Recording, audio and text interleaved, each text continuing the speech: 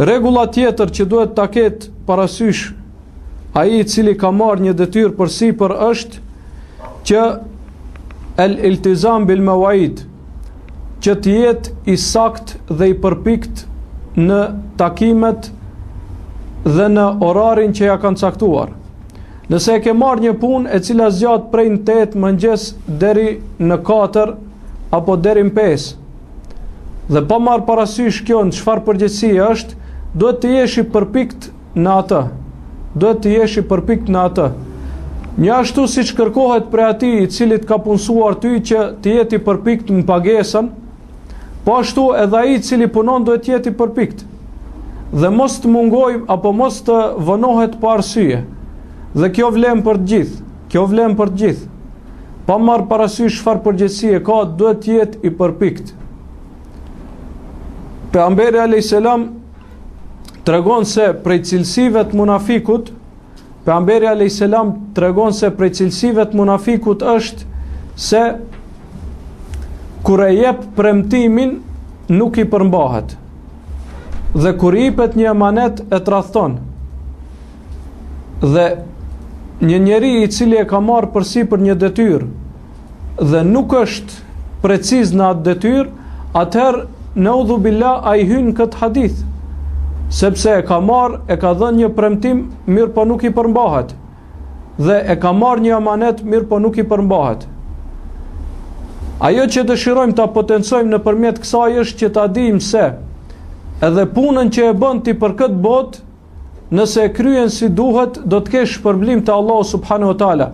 Mirë po nëse e neglizhon, do të mirësh në përgjegjësi prej Allahut subhanahu wa taala. Mos mendo se vetëm 5 shtyllat e Islamit janë ato të cilat të merren përgjegjësi Allahu i lartësuar. Padyshim se këto janë baza. Mirë po për çdo përgjegjësi të cilën ti e ke marr, për çdo përgjegjësi të cilën ti e ke marr, ti do të përgjigjesh para Allahut subhanahu wa taala. Dhe asesi nuk duhet që këto fjalë ti keq kuptoj dikush dhe të shkojnë në ekstremin e kundërt. Vallahi na thanë se puna pas ka përgjegjësi, duhet t'i përmbahesh orarit e kështu me radhë. Kjo nuk do të thotë se ti duhet ta lësh namazin, asesi. Dhe një punë e cila ty të largon prej namazit, atëherë ajo punë nuk është halal për ty. Mirë po themi në kushte normale, në kushte kur muslimani i thot atij se kushti im është që unë të falem, dhe ai e lejon, dhe nuk e pengon prej namazit. Në këtë rast, ai ka përgjegjësi që të ngelte ajo puna dhe ta kryej si duhet. Në rastin kur ai ta ndalon namazin, vallahi dije se për çdo ditë që ty puna të ka larguar prej namazit, dije se atë fitim nuk e ke halal.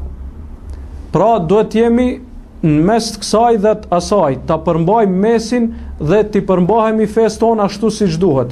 Allahu i lartësuar në surën Xhuma thot kur të thirret për namaz ditën e Xhuma, lejeni tregtin dhe shkojeni në Xhuma, ta falni Xhuman dhe ta përmendni Allahun subhanahu wa taala. Pastaj thot kur të kryhet namazi, shpërndahuni në tokë, shpërndahuni në tokë dhe fitoni prej rrezikut të Allahut. Pra, Allahu i lartësuar nuk e ndalon që ti të punosh. Edhe në ditën e Xhuma, e cila është ditë më e veçantë për muslimanët, Allahu i lartësuar nuk po të ndalon, nëse ke nevojë puno. Mirë po, në kohën e Xhumës leje punën. Dhe dietarët thonë se çdo tregti që bëhet në kohën e Xhumës, në kohën e namazit, është e prishur, nuk është e lejuar, dhe çdo fitim që bëhet në këtë kohë nuk është fitim halal. Këtë duhet ta kemi parasysh. Mirë po, ne po flasim pra në kushte normale kur njeriu i ka qarta këto punë, sepse ne po ju drejtohemi muslimanëve, këto punë duhet të jenë qarta, namazi, agjerimi, këto nuk ka diskutim te këto. Mirë po, pas kësaj mos vinë pastaj ankesa se njeri kur u bë ka mafetar nuk e kry ka punën si duhet. Kjo është gabim. Përkundrazi, bash atëherë duhet t'i shtohet ajo përgjegjësia dhe ta kryej punën sa më mirë.